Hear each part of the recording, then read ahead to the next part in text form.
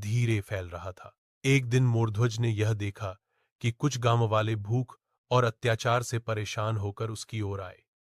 उनके चेहरों पर चिंता और पीड़ा साफ दिखाई दे रही थी। वे राजा से न्याय की उम्मीद रखकर आए थे, लेकिन उन्हें महसूस हुआ कि राजा उनके दुख को नहीं देख पा रहा है। मोरध्वज का हृदय करुणा से भर गया।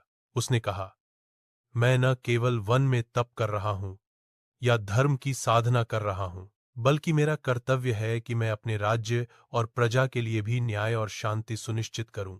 जो मनुष्य दुखी है, उसे सहायता और मार्गदर्शन मिलना चाहिए। अतः मैं तुरंत नवनगर लौटूंगा और सत्य और धर्म की स्थापना करूंगा। पद्मा ने मोरध्वज का हाथ थामा और बोली, सत्य और धर्म के मार्ग पर तुम्हारा यह कदम न केवल न्याय का प्रतीक है, बल्कि सभी प्राणियों के लिए करुणा का संदेश है। मैं तुम्हारे साथ हूं। मोरध्वज और पद्मा ने तुरंत वन से नवनगर की ओर प्रस्थान किया। रास्ते में मोरध्वज ने गरीबों, निर्धनों और तपस्वियों की सहायता की। वह उनके दुख को अपने हृदय में उतारता और समाधान करता। उसके करुण हृदय की महिमा इतनी थी कि प्रजा का विश्वास और प्रेम उससे और गहरा हो गया। राज्य में लौटने के बाद मोरध्वज ने तुरंत न्याय की स्थापना की, भ्रष्ट अधिकारियों को दंड दिया, गरीबों और किसानों की समस्याओं का समाधान किया और हर व्यक्ति को न्याय और सम्मान मिला।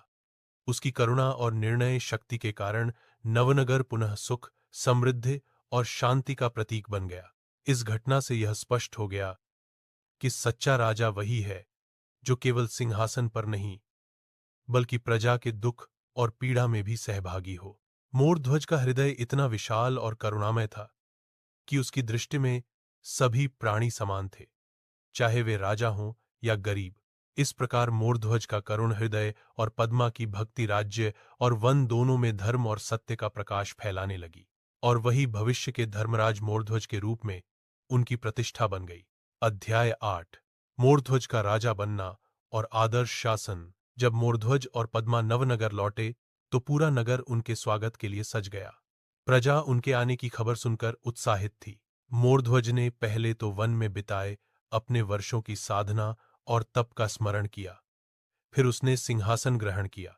मोरध्वज का राज्याभिषेक बहुत ही भव्य और धर्मपूर्ण तरीके से हुआ। सभी ऋषि, मुनि, तपस्वी, ब्राह्मण और प्रजा ने उसे आशीर्वाद दिया। मोरध्वज ने कहा, मैं केवल राजा नहीं हूं, मैं प्रजा का सेवक हूं।